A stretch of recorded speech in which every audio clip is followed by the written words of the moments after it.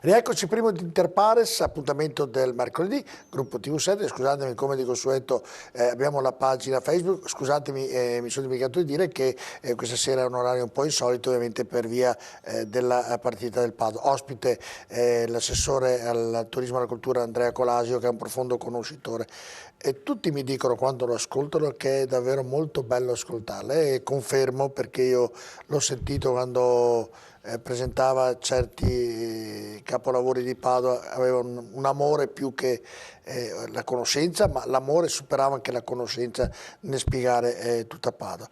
Va bene, allora adesso ritorniamo invece alle nostre cose, abbiamo parlato dell'Urbs Picta, abbiamo parlato ovviamente delle due mostre, andiamo a parlare che sta proseguendo il restauro conservativo delle statue dell'Isola Memmia. Come stanno andando? Ha trovato chi dà una mano economicamente? Ma Il direi di costo sì. per ogni stato mi sembra sia sulle 15.000 euro Sì. più o meno, no? Beh, io colgo l'occasione anche di questa trasmissione per dire che quando Andrea Memmo decise di fare il Prato della Valle come grande piazza, prima era un mercato del bestiame, era un acquitrinio, il Canaletto lo rappresenta nel 1760 appunto come un acquitrinio. Dal 75 in poi, nel 76-77, Andrea Memmo disegna, fa realizzare, si collabora anche l'architetto Cerato, questa meravigliosa piazza unica al mondo con le sue statue. La cosa interessante è che ogni statua veniva fatta a spese proprio da un privato. Non sono mai state fatte dal pubblico. E Ma poi aveva almeno il nome sotto il privato. non necessariamente, però era diciamo che il privato che la faceva aveva motivi familiari legati. Ah, certo, Conseguentemente diciamo che ecco, oggi noi abbiamo ripreso quel percorso, nel senso che abbiamo inserito tutte queste statue, è chiaro che sono fatte in pietra friabile, pietra di Nanto, che è molto suscettibile di essere aggredita dagli elementi patogeni dell'atmosfera. Conseguentemente ogni 5 anni bisognerebbe appunto, per evitare il degrado irreversibile, restaurarle. Oggi ne abbiamo restaurate molte grazie alla Fondazione Cassa di Risparmio e a numerosissimi altri sponsor privati. Quello che è bello, abbiamo detto ai padovani, agli imprenditori, ma anche ai singoli cittadini, adotta una statua. Il costo del restauro va dai 12 ai 15.000 euro, però grazie al fatto che ogni singola statua è inserita nell'elenco delle opere dell'Art Bonus, vuol dire che chi ci mette i soldi se ne riporta a casa immediatamente il 65%. E la cosa è bella che ho moltissimi piccoli, medi imprenditori, mancano i grandi, ahimè, che hanno detto guarda, io ne voglio restaurare una. E come siamo messi allora? Molto bene, ce ne mancano una quindicina. Io faccio un Insomma, appello, se ci sono degli imprenditori che vogliono associare il loro nome al restauro di una statua, ben venga, anche perché credo che il Prato della Valle sicuramente rappresenta un vanto, è una delle erroneamente si dice è la piazza più grande d'Europa, non è vero, è la 7ª. Quello che è sicuro è che è la più bella. Ecco, tenete conto che in questi non solo stiamo restaurando le statue in Prato della Valle, anche gli obelischi di chiara derivazione massonica e illuministica, ma non meno importante, ne abbiamo parlato con lei prima, stiamo mettendo mano a quello che era un punto dolens, un punto grigio di quella piazza, che è il vecchio macello. Che adesso andiamo a vedere con le immagini che la regia ci ha fatto vedere, che praticamente, eccolo qui, no? Che l'abbiamo già visto perché ormai è quasi ultimato, ci sarà appunto l'inaugurazione di un punto vendita di un supermercato e quindi manca poco l'inaugurazione. Lei pensi che una delle cose che ho detto al sindaco ripetutamente quando viene a trovarmi, che lì dovrebbe e dovreste, e mi auguro che venga fatto, un punto di informazione, assessor Colasio. Le spiego il perché. A Padova, conoscendo Padova come anch'io la conosco abbastanza bene, il primo punto di formazione era il Santo e tutti quelli che andavano lì mi dicevano ma cosa serve al Santo che quando arrivano qui già sono al Santo? Dovrebbero mettere un punto di formazione dove arrivano gli autobus, dove arrivano le automobili, dove ci sono i parcheggi e ha un senso logico metterlo lì perché la gente arriva e qualcuno chiede informazioni dove devo andare e credo che quello sia un punto. Ecco, io mi auguro che riusciate a fare un punto un punto di formazione da un angolino da quel punto lì, perché è determinante, presumo, farlo in un parcheggio così importante. Intanto diciamo che la cosa importante è quella di aver restituito alla città un parcheggio finalmente degno di questo nome. Tutto bello. Abbiamo 40 posti per i bus e diverse centinaia per le macchine e sta funzionando benissimo. È bellissimo. Diciamo che noi il 30 io farò un ulteriore passaggio con la società che sta portando a termine il progetto, anzi inviterò anche le televisioni per vedere come si sta finendo il prodotto. Inizio novembre, no, ma molto bello, diciamo che la piazza era un luogo grigio. L'intervento di restauro veramente di grande qualità, devo ringraziare l'azienda, la Cavagnis, ma anche i progettisti bravissimi, ha restituito il colore originario, quindi quel bellissimo color crema che di fatto ha ridato luce allo stesso prato della valle. Prima era un luogo abbandonato e di degrado, devo dire veramente complimenti a chi... Colasio è un capolavoro, niente di. Io l'unica cosa che ho chiesto è stato un punto di formazione. Mi permetto di aggiungere un'altra cosa, io ci vedo sì punti di informazione, ma ci vedo anche, è il mio sogno, dei ristoranti sulle terrazze, perché credetemi, una città europea che ha uno spazio così bello, su una piazza unica al mondo, insomma, un imprenditore intelligente ci va a fare dei ristoranti sulle terrazze. Ho già visto Capolavoro, c'è proprio bello il parcheggio, è bello il frontone, è bello, è finalmente... C'è il tram che lo serve. Esatto, c'è il tram che lo serve e poi è bello quando è un posto straordinario. Una delle cose che le chiedo, che tanti padovani ho sentito nel chiacchierare, fermando nei vari ristoranti Prato della Valle, chiedo, l'illuminazione del Prato della Valle, secondo lei, così com'è, è un'illuminazione che va bene, è adeguata? Secondo lei ovviamente si potrebbe cambiare, si potrebbe migliorare, se sì come, oppure se è bella così com'è? Ma guarda, è questione di punti di vista. Tanto c'è un quadro normativo che è cambiato, che impone l'abbassamento per evitare l'ARPA, ci sta giustamente, fa il suo mestiere, guardate che dovete ridurre l'inquinamento visivo, perché una città produce veramente molto inquinamento. Diciamo che il Prato, adesso io devo ringraziare il gruppo ERA che sta facendo un lavoro molto importante in città di riqualificazione di tutti gli apparati di illuminazione dei principali luoghi legati alla urbanità. Sì, ma questa, mi scusi se la interrompo, è una mia curiosità, sento, qualcuno mi dice sarebbe bello non che uno metta i fari, fare uno stadio, non si può. Ma non è che è bello, però dare un po' più di luce, che con il gruppo ERA studieremo degli interventi, intanto c'è una cosa che voglio dire ai suoi spettatori, stiamo realizzando una cosa che mi sta a cuore da molti anni. Io ho sempre desiderato che quelle statue parlassero. Sono pochissimi padovani che sanno chi c'è lì. Ecco, allora cosa abbiamo fatto? Stiamo facendo un'app multilingua che permetterà al turista, ma anche al padovano, di dialogare con tutte le statue. Sono 78 più le 2 che sono sotto la loggia Amulia e ci sarà una app che tu potrai scaricare e la app ti permetterà di fare un viaggio tra le 78 statue all'interno del Prato e ogni statua ti racconterà la sua storia. Penso che il Prato delle statue parlanti potrebbe sicuramente trasformarsi... Ma meriterebbero anche una guida, cioè mi sta dicendo delle cose straordinarie, quindi meriterebbero anche una guida anche nel spiegare tutte le 78 statue, è un altro punto. Ma ci sarà? Dunque sarà un'audioguida scaricabile con un'app e ogni statua racconterà il turista, ma anche ai nostri padovani, chi sono. Le dico la verità, ma so. sono pochissimi che conoscono. Io non lo so proprio, quindi. Ma diciamo che ogni statua è un mondo a sé. Diciamo che fare conoscere ai turista chi sono è una bella operazione culturale che potrebbe aumentare anche insomma, il prato delle statue parlanti, diciamo che Padova avrebbe un elemento in più come scelta di destinazione turistica. Mica male, no? È una cosa che sicuramente aumenta ancora di più ovviamente la voglia di visitare la città del Santo. Leroy Merlin. Leroy Merlin è una grandissima operazione. Guardate, la cattedrale di Davanzo, stiamo parlando del cos'è? È l'ex macello realizzato nel 70 in Corso Australia, vicino, tutti i padovani lo conoscono, al teatro Geox di Zed. Diciamo che è una struttura abbandonata da decenni, perché era nata come ipotesi, come macello, solo che poi sono cambiate le strategie commerciali e imprenditoriali.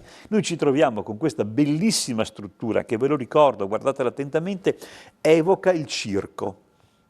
Evoca i mercati medievali con quelle strutture che... Sistemandola un po'. Sì. Ma no, adesso è a rischio di crollo. Sì, appunto, Noi abbiamo definito un protocollo d'intesa con la sovrintendenza che ci sta aiutando moltissimo in questa fase. L'obiettivo è, e devo ringraziare anche Leroy Merlin che sta facendo una scelta molto difficile, Leroy Merlin spendendo meno e in molto meno tempo avrebbe potuto realizzare una nuova struttura. Ha deciso di intervenire su una struttura che, lo ricordo, è un bene vincolato. Questo è un capolavoro dell'arte contemporanea, è stato vincolato da Guglielmo. Ma le faccio una domanda, quando viene, mi scusi se la interrompo, sì, Assessor Collasio, quando viene definito un bene vincolato, ovviamente cioè quelli che decidono questo dovrebbero anche dire sì, però santo Dio sistematelo, se non arriva un'azienda come Leroy Merlin, quello rimarrebbe lì ancora per anni, diciamo non che si può, si può abbatterlo proprio per il motivo che è un bene culturale. Un bene culturale, un pezzo d'arte, però è un pezzo d'arte se viene sistemato. Se non ci fosse stato il vincolo, qualcuno avrebbe potuto abbatterlo, anche la Cappella degli Scrovegni, qualcuno tentò di abbatterla nell'Ottocento, no? La famiglia Gradenigo la stava distruggendo e aveva venduto agli inglesi gli affreschi, quindi il fatto che ci sia o il comune o lo Stato che esercita una funzione rigorosa di tutela serve. No, giusto, però sì, presentarlo in maniera sì, ma il decorosa, mettere il vincolo è solo il primo passaggio, poi bisogna costruire le condizioni per cui il bene vincolato possa essere vissuto dalla gente. Se un bene vincolato è vissuto, è valorizzato e fruito, io sono convinto che diventa patrimonio di tutti. Però non voglio fare polemiche, lei molto probabilmente non è responsabile, però se tutto quello che dice mi può trovare anche d'accordo, però se quel posto lì del Leroy Merlin, l'ex macello, che è molto bello perché davvero nessuno, come le dicevo prima, si mette dei soldini, parlo in maniera pratica in modo che la gente mi capisca, per fare qualcosa di interessante rimanendo il manufatto intatto com'è, rimane così com'è finora. Uno va al Teatro Geox, parcheggia la macchina lì, vede un'oscenità, è una vergogna, io dico, da padovano, è una vergogna di Padova. Io mi permetto di dire che se Leroy Merlin non dovesse finire il suo progetto, quel bene è destinato a crollare. Diciamo, la sovrintendenza mette il vincolo, ma non è che lo Stato ha i soldi, dice al proprietario, che siamo noi, perché quel bene è del Comune di Padova, dice tu puoi valorizzarlo, puoi trovare delle soluzioni commerciali o culturali, sappi che devi rispettare alcune regole. Ma la sovrintendenza, no, la domanda è una curiosità. Non hai soldi? Non hai soldi, allora, ma la sovrintendenza lo sa che quel manufatto, nell'eventualità che non arrivi all'Leroy Merlin, crolla? Ma io gliel'ho spiegato in tutte le lingue, anche in greco, e devo dire che con la sovrintendenza abbiamo costruito un rapporto di grande collaborazione. Il progetto è praticamente approvato e conseguentemente entro un paio d'anni questa struttura cambierà pelle e restituiremo a Padova un'opera architettonica di grande pregio. È una bella operazione, però io le stavo dicendo... Sono 40 milioni di operazioni. No, certo, anche l'investimento economico di Leroy Merlin è molto 400 importante. dipendenti. E più tutti i dipendenti che arriveranno. No, io delle volte con la sovrintendenza non riesco a capire... dove vuole arrivare? Cioè io dico, la sovrintendenza è giusto ci sia per tutte le belle cose, perché un manufatto deve essere ovviamente regolarizzato, deve rimanere perché ha una sua storia, però se è messo lì come quello, come i Palazzi Liberty che le faccio vedere tra poco in Piazzale Boschetti, che io e lei passiamo quotidianamente, dico io a lei per dire il padovano è una delle entrate di Padova, si trova qui due obbrobri lì, allora dico la sovrintendenza dice ok comune, tu la tieni, però caro comune la devi anche sistemare. Sì, ma la sovrintendenza può intimare al proprietario di un bene culturale l'obbligo di intervenire a fini di tutela. Se un bene sta crollando, la sovrintendenza può fare un'ordinanza e obbligare il proprietario a eseguire determinati lavori. È ovvio che trattandosi nel nostro caso del comune, la sovrintendenza e lo Stato si muovono con una certa cautela. Diciamo che noi adesso, e veniamo al tema delle palazzine, stiamo trovando una soluzione che permetterà entro qualche anno, un paio d'anni, finalmente di restituire anche le 2 palazzine Liberty a nuova vita. Oggi sono un luogo di abbandono e di degrado. Siamo riusciti, grazie a un lavoro che è durato veramente quasi 2 anni, a trovare degli imprenditori interessati a fare un investimento attraverso un processo. Sono uno proprio. Sì, però diciamo che la sovrintendenza come può dire, vabbè, rimaniamo così. Questo è un giudizio di valore. No, è una domanda, mi scusi, non è mica far polemica, però le chiedo, ma come fa a dire... Allora, la sovrintendenza ritiene questi 2 edifici un esempio del Liberty novecentesco. È un giudizio estetico. Diciamo che questi 2 edifici riqualificati, la parte molto bella è quella interna, una volta riqualificati hanno una loro anima, piuttosto che avere dei palazzoni di fronte alla Cappella degli Scrovegni, io preferisco avere una piazza rigenerata. Ecco, questo è il progetto definitivo. Vedete, praticamente entro un paio d'anni Piazza Boschetti diventerà questa cosa qui.